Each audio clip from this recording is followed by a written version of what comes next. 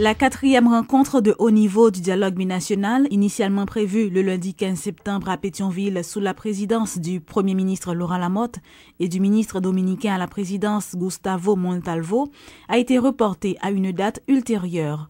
Au cours de cette rencontre, les thèmes portant sur les relations commerciales binationales, les investissements, la politique migratoire seront abordés. Le chef de l'État haïtien Michel Martelly débutera dans les prochains jours de nouvelles consultations avec les acteurs politiques. Le secrétariat général de la présidence n'a pas fourni de détails sur le format qui a été retenu pour ces discussions relatives à l'organisation des prochaines élections municipales et législatives. En réaction, le responsable du Conseil national des acteurs non étatiques, CONAN, a salué cette initiative prise par le président de la République. Édouard Potre dit souhaiter que ces nouvelles discussions permettent aux acteurs de trouver un consensus qui pourra sortir le pays de la crise préélectorale. Aujourd'hui, nous attendons que le président Martelly voulait faire un dialogue sur demande de bureau Sénat. Nous attendons que les accepter principe dialogue là, l'a rencontré protagoniste et crise pas oublié et que El Rancho seul regret nous te gagné El Rancho c'est que pas de gagner et un dialogue entre protagonistes crise là et jodi a président Martelly accepté rencontrer 6 sénateurs yo, li accepté rencontrer partis politiques qui pas encore rejoindre processus électoral là, nous bien li accepté aussi rencontrer société civile, nous bien contents que dynamique ça capable lancer et ouais pour nous mettre nous ensemble ouais si nous capable joindre un accord et un accord qui est capable d'éviter le pays à rentrer dans le Kachouboumbe qui est annoncé en janvier. Nous, dans processus, nous avons besoin de rester dans le processus démocratique là. Nous avons besoin d'éviter que on a fait un bail personnel et chercher faire capital politique dans la situation de crise ça. Et donc nous avons besoin que à partir de janvier que aventure ça nous éviter pays et puis qui nous tous nous connaît que bagay ça qui bol ka abouti et c'est communauté internationale là qui prend le bon dictat c'est population qui prend le payer ça parce que Haïti coopération prend très limitée avec institutions internationales donc nous pensons que nous devons Carrefour il faut que nous éviter aller plus loin. Même experts dans CEPA ont besoin au moins 5 à 6 mois pour faire l'élection. Donc et là tout le monde devant évidence que nous pas gagner élection année ça. Le Conseil de sécurité de l'ONU a réalisé mercredi dernier un débat sur la proposition du secrétaire général de diminuer progressivement des forces militaires de la MINUSTAH. Lors des discussions, plusieurs délégations ont exprimé leurs préoccupations face à l'impasse du processus électoral après l'accord d'El Rancho.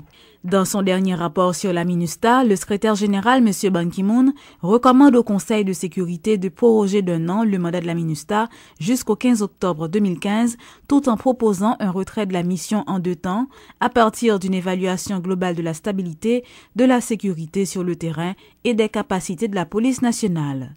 Nous souhaitons que ce mandat renouvelé et reconfiguré puisse permettre d'assurer une présence de la mission qui concorde avec les besoins réels d'Haïti et les impératifs de l'heure, a déclaré le délégué d'Haïti, Denis Régis. La représentante spéciale du secrétaire général et chef de la MINUSTAH, Mme Sandra Honoré, a dans son exposé affirmé que les conditions de sécurité étaient demeurées relativement stables en Haïti. Les menaces à l'ordre public tiennent à la criminalité, à la violence des gangs, ainsi qu'aux manifestations civiles spontanées qui sont pour la plupart motivées par des griefs socio-économiques comme le manque d'accès à l'éducation, à l'électricité et à l'eau, a-t-elle expliqué. L'USAID a organisé ce vendredi un atelier à l'intention des partenaires de développement locaux, notamment des ONG, des organisations de la société civile et des entreprises haïtiennes sur la manière de faire affaire avec l'Agence de développement en Haïti. Au cours de cette journée baptisée la Journée de l'industrie, l'USAID a informé le public sur les opportunités d'appel d'offres à venir et a examiné en détail les composantes des prochaines sollicitations. nous présenter USAID by organisation locale parce que organisation locale ont toujours pensé que c'est difficile pour faire business avec USAID. Quoi gain là-dedans qui fait contrat quand même avec l'autre contracteur que USAID utilisé, que nous le sous-contractant, nous avons que sous-contractant ça va venir direct contractant. Ça veut dire que nous avons contracté avec eux directement. Ça qui ne peut pas travailler du tout, nous avons venir nous aider à renforcer la capacité de façon pour travailler avec USAID. Mais critères que USAID gagne, nous ne pouvons pas changer les critères là, mais nous avons plutôt relevé l'organisation de façon à ce que pour être capable de remplir les critères ça. Bien entendu, nous parlé d'organisation locale. Nous voulons que l'organisation enregistrée en Haïti. Et non pas pour l'organisation qui est dans l'informalité.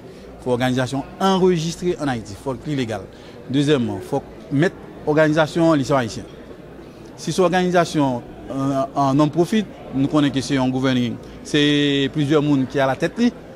Quantité de monde, il faut que 50% de monde c'est haïtien.